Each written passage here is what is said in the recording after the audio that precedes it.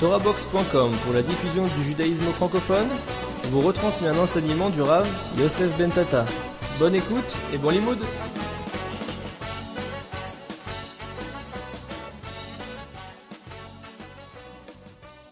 Yaakov mi Beersheba va'ilech Harana. Yaakov donc est sorti de Beersheba pour aller vers Harana, comme sa mère lui a dit, donc de quitter la maison de Yitzhak, afin de s'enfuir vers Harana, où là-bas Bezat Hashem il est censé se marier. La vraie ta'am, c'est parce qu'en fait il fallait qu'il s'enfuit de Esav, et donc il est parti vers Harana. La Gemara, il ramène Rabbi Shimon ben Gamliel, Shir la ma'alot esa'ena il harim mihain yavo izri. Esa'ena il harim mihain yavo izri, izri mi'im Hashem vechule. Ce Teilim ramène en fait que Yaakov Avinu, lorsqu'il s'est trouvé sur le chemin où il partait vers Harana, à un moment donné il a eu une Khalishut Adas. Il a senti quelque chose qui l'a affaibli en lui. Qu'est-ce qu'il a senti comme affaiblissement? Il a senti comme affaiblissement le fait que maintenant il va pour chercher un chidour, pour se marier, et qu'il n'a rien entre les mains, il n'a rien.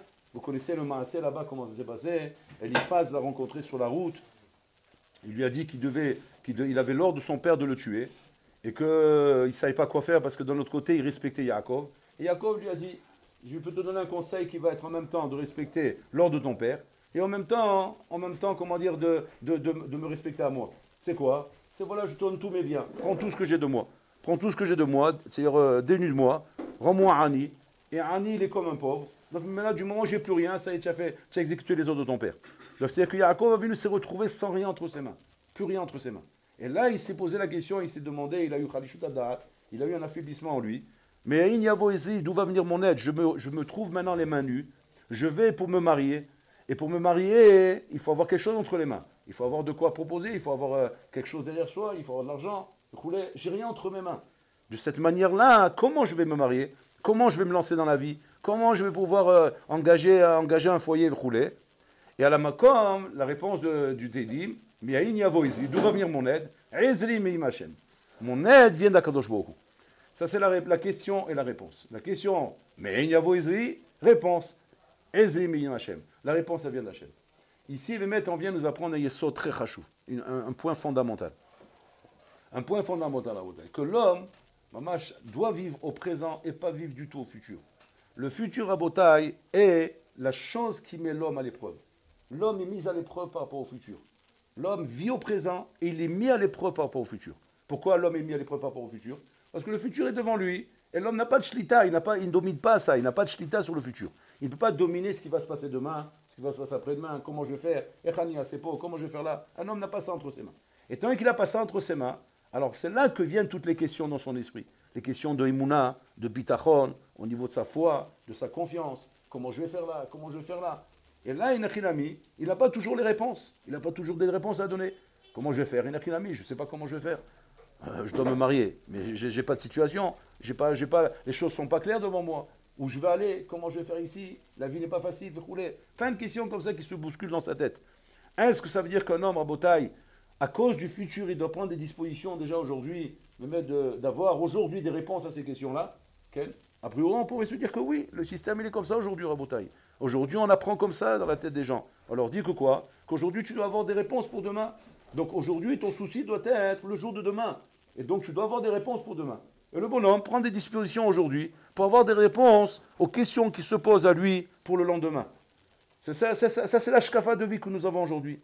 Est-ce que la shkafa de vie dans la Torah est la même? Que Nachinami, il serait, raisonnable d'avoir des réponses aux questions que tu te poses pour demain. Est-ce que c'est comme ça la shkafa de la Torah? Dehors, c'est comme ça en tout cas. Dehors, c'est comme ça que ça se passe. Ici, on voit de ce Teilim que non. Que quand tu te poses une question aujourd'hui, tu te demandes, mais Aïn Yavo Izri, d'où vient mon aide? À la Mecque, la réponse doit être quoi? Izri mi Hashem. Mon aide, elle vient d'Akadosh Baruch Hu. Tu vois de là que les maasé, tu n'as pas à t'arrêter. Tu n'as pas à t'arrêter sur les questions de demain. La réponse doit être automatique. Mais Aïn Yavo Izri, Izri mi Hashem. Mon aide, elle vient d'Akadosh Baruch Hu. C'est-à-dire qu'un homme, Rabotai, n'a pas le droit de s'arrêter concernant sa avoda d'aujourd'hui, concernant ce qu'il fait aujourd'hui. Il n'a pas le droit de s'arrêter sur les projets de demain.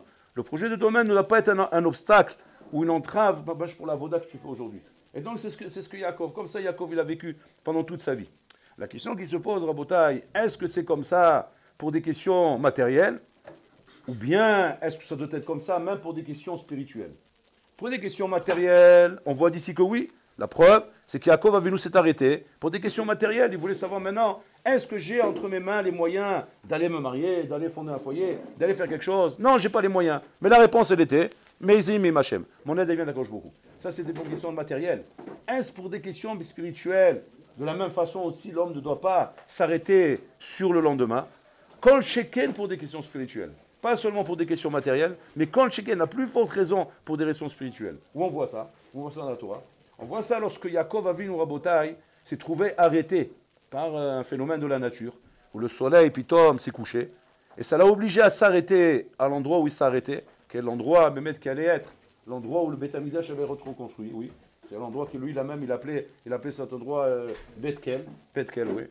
Et cet endroit-là qu'il a obligé à s'arrêter là-bas, où il s'est endormi sur place. Il s'est endormi sur place, et là, il a vu un rêve. Il a vu un chalom. Et qu'est-ce qu'il a vu dans ce chalom? Il a vu Sulam Mutsav Arsa, Veloshoma Geya Shamaima. Il a vu une échelle posée par terre qui arrive jusqu'au sommet des montagnes, jusqu'au sommet des cieux. Il voit Malachim Olim Yordimbo, des Malachim qui montent et qui descendent. Et là, on lui a dévoilé toutes les galouillotes qu'Am Israël va avoir, tous les exils qu'Am Israël va avoir. On lui a dévoilé la fin des temps, on lui a dévoilé tout ce qu'il y avait à savoir sur toute l'histoire du monde. À ce moment-là, Yaakov Avinu, il l'a vu. Là aussi, a priori, on est en train de lui parler de demain.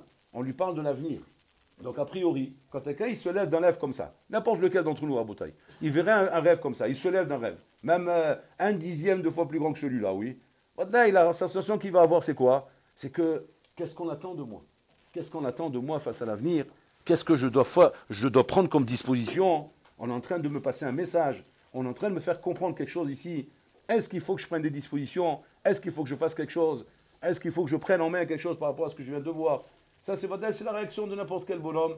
Rien que ne serait-ce qu'un rêve qui est beaucoup moins que ça, mais qu'il représente des choses spirituelles. On a tendance à venir le raconter à son rave, dire regardez, j'ai rêvé ça et ça. Qu'est-ce que vous en pensez? Vous roulez. C'est ce qu'on voit dehors à Botaï. Là aussi, la Shkafa d'Atorah, elle n'est pas du tout comme ça. Yaakov Avinu, il se lève, qu'est-ce qu'il dit? Manora makom hazeh va'anochi lo yadati. Quelle crainte il y a dans cet endroit-là et moi je ne savais pas. Pourquoi il dit ça, Yaakov Avinu? Yaakov Avinu s'est rendu compte qu'il a dormi dans l'endroit où le Beth Amidash va être reconstruit. Et donc il a transgressé un issour. Il a transgressé un issour d'avoir dormi dans cet endroit-là. Il a un problème maintenant, c'est quoi? C'est comment faire tchouva de cela? Comment faire tchouva que j'ai dormi là? Le Rambam, il s'arrête sur ça et demande quel issour il avait. Arrête, issour d'Oraïta, il n'y a pas. Pourquoi? Oloït Kadesh. La terre, elle n'est pas encore Megoudéchet. Donc il n'y a pas un issour d'Oraïta. Il n'y a même pas, a priori, il n'y a même pas un issour bidivre Kabbalah qui était même chez une marloquette dans la Gemara, que la terre, une fois qu'il tkacha la atilavo, ou il tkacha la atilavo. C'est une grande marloquette. Est-ce qu'une fois que la